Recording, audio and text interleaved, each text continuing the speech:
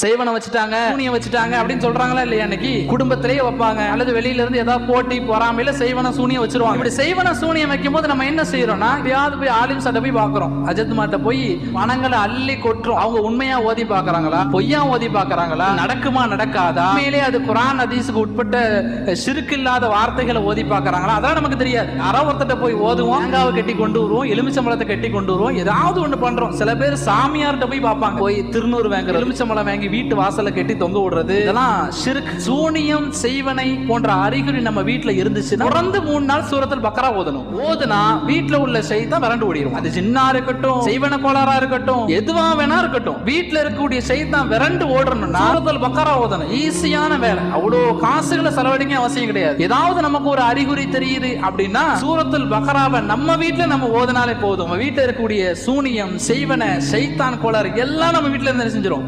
காணா